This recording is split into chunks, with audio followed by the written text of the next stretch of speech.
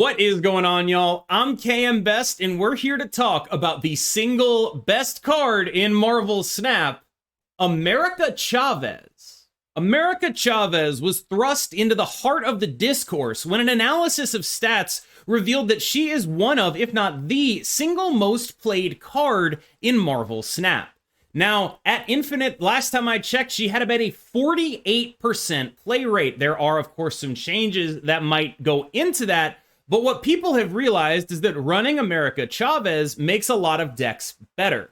The reason this is an issue, and the reason it entered the discourse, is because of Glenn Jones, Marvel Snap's lead development guy. He tweeted that Chavez's issue is that she is not a card, and yet she is still making decks better. And that kicked off God knows how much debate, so I am here to settle it. Glenn also acknowledged that America Chavez was a concern while answering this question on the official Marvel Snap Discord.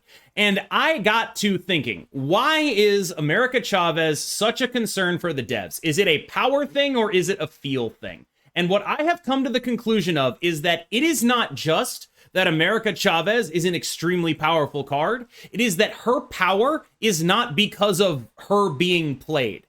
America Chavez's power comes almost entirely from how it makes you more likely to do the other things your deck does. And that creates two problems. First, it's a powerful card that functions unintuitively. Second, it limits some decks to 11 cards, and we should keep in mind that Second Dinner is in the business of selling 12 cards in a deck. America Chavez's power is due almost entirely to how she makes you more likely to do the thing your deck wants to do on turns 1 through 5. Because America Chavez cannot be drawn until turn 6, she means that you are able to draw cards from your deck that are not America Chavez more of the time. An example of how this effect would work is in this Brood deck. This deck is built on trying to play Forge into Brood into Absorbing Man, and America Chavez makes that more likely to happen. Another example is in this Loki deck. This deck is built to play Collector into some cards that generate other cards into Loki, and America Chavez makes that more likely to happen. Another example would be this High Evolutionary deck. This deck is built to play 1-cost card into 1-cost card into 2-cost card into 3-cost card into Wave into a big guy, and guess what? America Chavez makes that more likely to happen. Even in archetypes full of 6-cost cards, those archetypes are often so dependent on the early game in order to get to their 6-cost cards that they also run America Chavez. Here's an example of a Galactus deck. This deck wants to get Electro, wants to get Wave, wants to get Mobius. It needs those cards to function early. It can't function if it's just big cards, and America Chavez makes that more likely to happen. What you see on the screen right now is sourced from an excellent resource called The Maths Behind Marvel Snap that I will have in the description below if you want to take a big, deeper dive into it. But basically, it tells you the exact chances of drawing any specific card with and without America Chavez. The first column that you're going to see there is the turns. The next column is going to be the chance to draw any of those cards without America Chavez in your deck. And the final column is the chance to draw those cards with Chavez. On the very, very end, you will see the difference. So think about this in the context of, say, Kitty Pryde. Chavez in a Kitty Pryde deck means that you are more likely by about 3% to get Kitty Pryde on turn 1. But what happens when you're looking for specific cards on turn 2, turn 3, turn 4? Well, that effect gets compounded. Let's say you're looking to go Kitty Pryde into like Forge Kitty, into like Hulkbuster Kitty. That's the kind of sequence that demands a lot from your deck, and Chavez makes that sequence more likely to happen. Basically, as long as none of the cards you want are America Chavez, she makes you more likely to get the cards you want. Now, her cost is not negligible. You're getting rid of your turn 6 draw. You see at the bottom of the chart, you are paying that cost, right? But here's the thing. Look at the cost you're actually paying. The overall cost you're paying is only like a minus 3% chance to top deck the card on turn 6. In exchange for that, you have gained a plus 3% chance to draw it at any other turn of the game. When you take into account how Chavez allows you to deploy your cards early, this is the key to her power. It's not just that the math is a little bit in your favor as long as the card you want is not something you're especially interested in playing on turn 6. The math is significantly in your favor. It's not just that, it's that there's not actually that huge of a cost. It just feels bad because you can't top deck something. And that is the main reason why people seem to think that Chavez isn't very good. From the same source, again linked in the description, you can now see the chance of drawing combinations of cards with and without America Chavez. Basically, what you need to know is she makes all your combos more likely to happen. Unless you need to be top decking something specific on 6, you should be running Chavez in any deck where you want to put 2 cards together.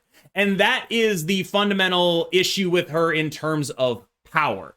All of these decks, High Evo Wave, Brood, Kitty Shuri, Loki, they all have incredibly pivotal turns that they want to be hitting. For Shuri decks, it's going to be Shuri. For Loki decks, it's going to be Loki. For the Brood decks, it's going to be like Brood Abs. But they all have specific breakpoints that they want to hit. And if they hit those cards, the deck is much stronger than if they don't. And for that reason, these decks really want to be running America Chavez. And they almost all are. High Evo Wave wants it because it is built to be a wave deck. And when you play America Chavez in your deck, you get more waves.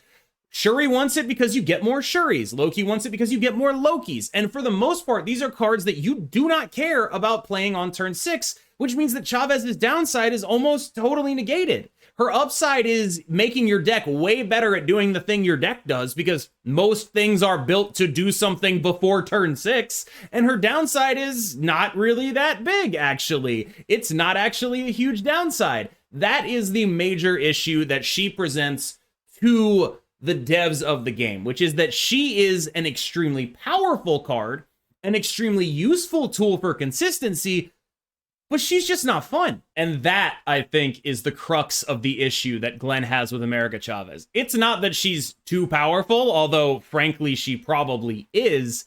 It's that her power is not visible. It's not something you get to have fun with. You don't get to have fun with the power of America Chavez.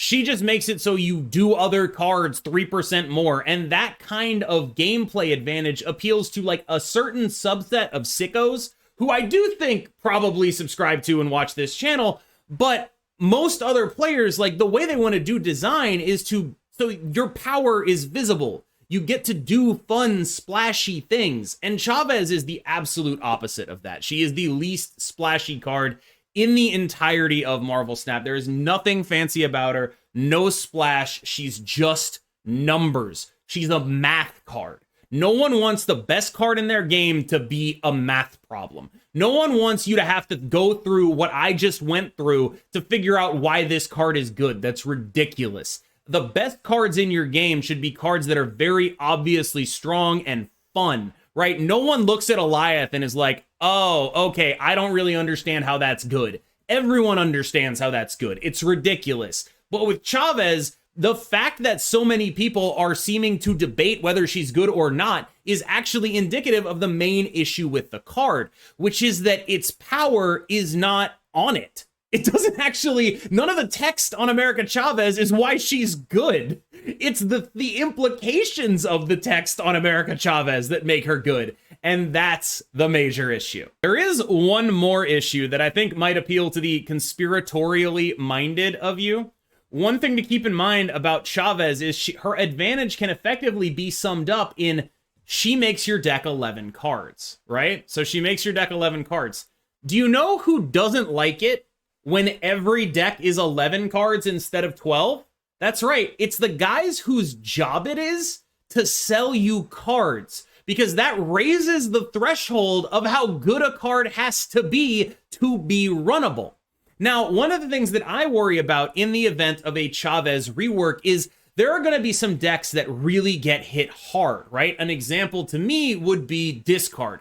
Discard is a deck that is very, there isn't a 12th card that wants to go in Discard. Chavez is really pulling a lot of weight there, and it only ever does one thing. An example previously, however, would be Deadpool. And one thing that I did notice is that when they released X-23, Chavez went out of that deck.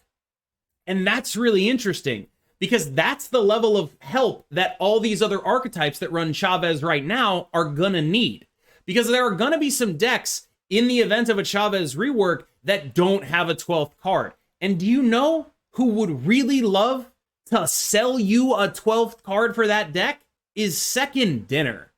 So to me, I would say that combined with the fact that she's just not a card that impacts the board very much, her power is all hidden, all of these factors combined, I would expect to see her get changed. Honest to God. I think that between the way she constricts deck building, 11 card decks versus 12 card decks, between that and the fact that Second Dinner is effectively a 12th card factory, like that's literally what they do. They produce 12th cards. I mean, they also produce 1 to 11, but like they do that. I think that we might be looking at something very, very interesting in the future for America Chavez, because I think when all of this is put in front of me, I can't really think anything other than this is a card that is on their radar to be reworked. It has to be. It has to be. And what that means for you right now is you should probably be playing America Chavez decks. Get it in while you can. Enjoy that consistency while you can. That extra 3%, because I know you guys are the sickos. The people watching this video at this point, you're the sickos. I know that. Enjoy your little math card while you can, because she is on borrowed time.